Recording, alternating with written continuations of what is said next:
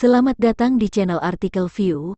Dukung channel ini dengan cara like, komen, dan subscribe. Jangan lewati iklannya ya bosku, agar kami semakin semangat. Terima kasih.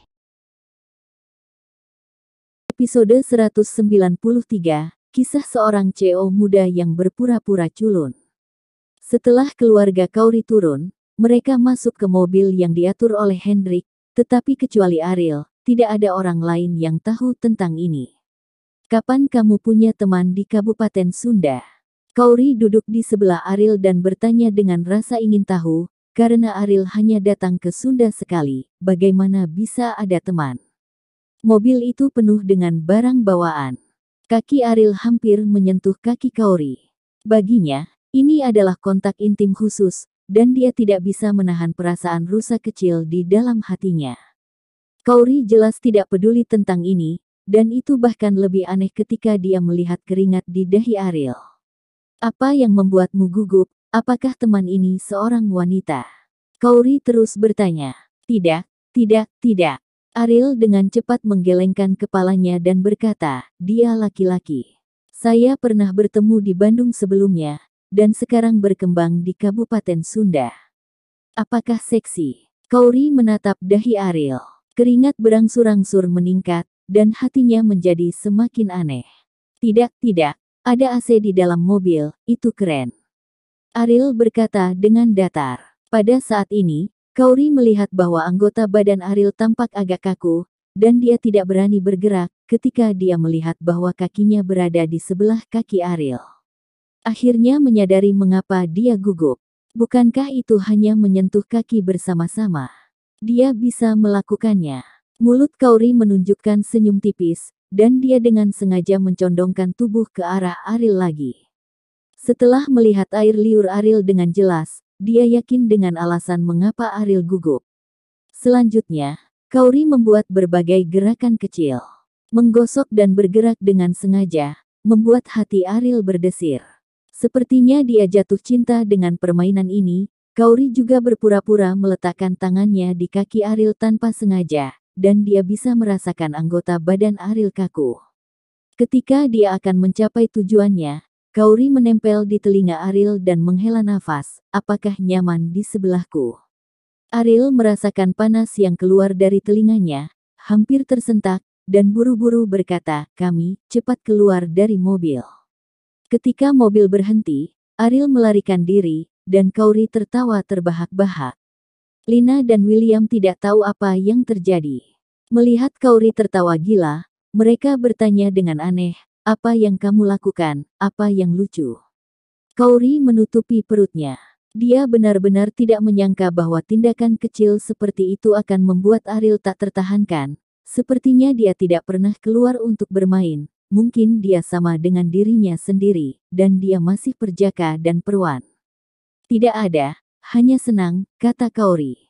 Lina menggelengkan kepalanya, dia diusir dari rumah, apa yang membuat bahagia. Ketika seluruh keluarga turun dari mobil, mereka melihat bahwa tempat asal mereka agak tidak biasa, itu bukan komunitas biasa, tetapi townhouse. Meskipun tidak ada cara untuk membandingkannya dengan Yundingshan Villa, itu sudah menjadi kediaman utama paling mewah di Sunda. Ariel, temanmu sangat kaya di kabupaten, kan? Saya tidak kaget, tetapi sedikit terkejut, karena Lina mengira dia hanya akan tinggal di komunitas biasa, tetapi tiba-tiba pergi ke area villa. Itu cukup kaya. Ketika Ariel berbicara, seorang pria paruh baya berjalan ke arah mereka. Ini adalah asisten Hendrik. Alasan mengapa dia tidak maju secara langsung adalah karena dia tidak ingin mengekspos masalah ini. Apakah Anda Tuan Ariel? Pria paruh baya itu bertanya pada Ariel. Ya, jawab Ariel. Silakan ikut denganku. Pria paruh baya itu memimpin dan membawanya ke villa tempat Hendrik biasanya tinggal. Untuk Luna dan William, yang telah melihat dunia, lingkungan di sini tidak perlu dikagumi. Adapun betapa mewah dekorasinya, mereka tidak terlalu terkesan. Lagi pula, mereka tinggal di tempat yang bernilai hampir 100 juta miliar, dan itu tidak mungkin penampilan memasuki Grand View kebun. Apakah ada orang yang biasanya tinggal di sini? Mengapa kamu tidak memiliki barang-barang pribadi? Kauri bertanya pada Ariel sambil mengemasi barang bawaannya di kamar. Ariel tidak terlalu yakin tentang situasi spesifiknya, tetapi dengan status Hendrik, itu jelas bukan hanya properti, itu mungkin hanya tempat di mana dia sesekali membawa wanita. Tapi spraynya sudah diganti dengan yang baru, jadi tidak masalah. Dia kaya, tapi dia sendirian. Mungkin dia membeli tempat ini, tapi dia tidak terbiasa dengan ruang. Ariel memikirkan alasan untuk menjelaskan. Kauri tidak banyak bertanya. Tidak aneh bagi orang kaya untuk membeli properti. Meskipun tidak ada banyak ruang untuk mengapresiasi villa seperti Sunda, bagaimana bisa ide orang kaya itu dipikirkan dengan santai? Setelah mengemasi barang bawaannya, Kauri duduk di ujung tempat tidur dan menatap Ariel dengan tenang. Melihat mata Kauri, Ariel menjadi gugup lagi. Dia tidak bisa tidak memikirkan apa yang terjadi di dalam mobil barusan, dan dengan cepat berkata, "Apakah kamu haus? Aku akan pergi mengambil air." Kauri tersenyum dan menepuk tempat tidur. Dia berkata, "Duduk." Mendengar kata ini, jantung Ariel hampir melompat keluar, dan tenggorokannya seperti terbakar. Setelah duduk di sebelah Kauri, Ariel ditahan seperti siswa sekolah dasar yang disebutkan oleh gurunya. Apakah itu terlihat bagus? Kauri meletakkan kakinya tepat di paha Ariel. Kontak intim semacam ini adalah untuk Ariel, yang penuh semangat dan vitalitas. Bagaimana saya bisa menanggungnya? Melihat hidung dan hidung, memperhatikan hati, tidak berani memiliki gangguan sedikit pun, dan berkata, "Oke, itu indah. Apakah kamu melihatnya?" Kauri berkata dengan tidak puas, wajahnya mengernyitkan hidung. Ariel melihat ke bawah dan berkata, "Lihat." Kauri tiba-tiba, bagaimana bisa laki-laki seperti itu punya istri? Ariel masih tidak mengerti apa yang sedang terjadi. Kauri berjalan keluar dari ruangan dengan marah. "Ini, apa yang saya lakukan salah lagi?" Ariel bergumam pada dirinya sendiri dengan bingung. Dia mendapat untung, mengingat adegan tadi, tetapi dia tidak melakukan apa-apa. Bagaimana bisa Kauri tiba-tiba marah? Menyentuh kakinya, mungkin ada sedikit sisa kehangatan Kauri. Ariel tersenyum lembut. 2 hari kemudian, tetua tertua dari keluarga Lina kembali ke Kabupaten Sunda dari gunung. Setelah tiba di rumah, Wendy bertanya tentang pengaturan festival perahu, dan mengetahui bahwa Irfan akan mengundang mereka untuk makan malam di hotel. Orang tua itu tersenyum sangat bersyukur, mengatakan bahwa ada orang yang menjanjikan di keluarga kita, dan dia sangat memuji Irfan. Sekali lagi, Nirmala juga menerima banyak pujian.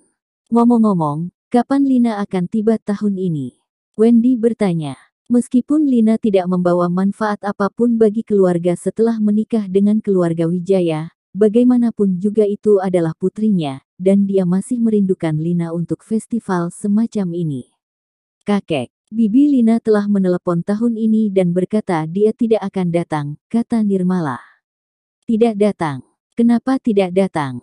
Setiap tahun, festival perahu, festival pertengahan musim gugur, dan festival musim semi, ketiga festival ini harus pulang.